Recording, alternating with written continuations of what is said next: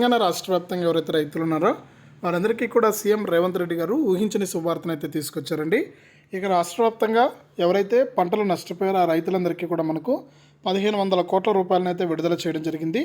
ఇక ఈ డబ్బులు అయితే మనకు మధ్యాహ్నం 12 గంటల నుంచి కూడా జమ చేస్తామని సీఎం రేవంత్ రెడ్డి గారు అయితే ప్రకటించారు. ఎన్నికల కమిషన్ పర్మిషన్ ఇచ్చిందని, ఎన్నికల కమిషన్ ఆదేశాలతో మనకు ఈ డబ్బులు అయితే జమ చేస్తామని కీలక ప్రకటన అయితే జారీ చేశారు.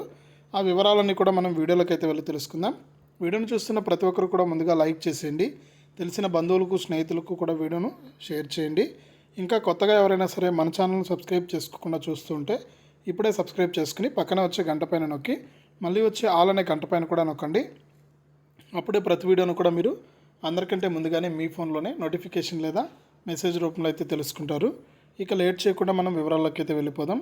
మన తెలంగాణ రాష్ట్ర వ్యాప్తంగా ఎవరైతే రైతులు ఉన్నారో వారందరికీ కూడా తెలంగాణ సీఎం రేవంత్ రెడ్డి గారు ఊహించని శుభవార్తను అయితే తీసుకొచ్చారండి.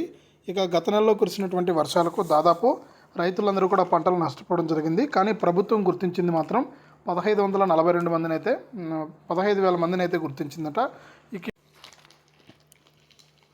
ఇక 15,000 మందిలో కూడా మనకు అర్హులుగా గుర్తింపబడ్డ వారందరికీ కూడా మనకు ఎకరానికి 10,000 రూపాయల చొప్పున జమ చేయడానికి తెలంగాణ సీఎం రేవంత్ రెడ్డి గారు ఏర్పాట్లు అయితే చేశారు.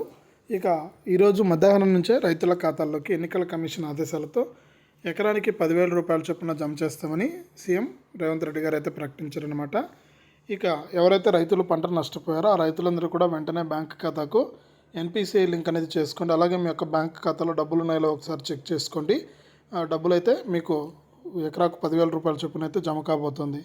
ఇది ప్రస్తుతానికి మనకు రైతులకు సంబంధించి వచ్చినటువంటి అప్డేటు.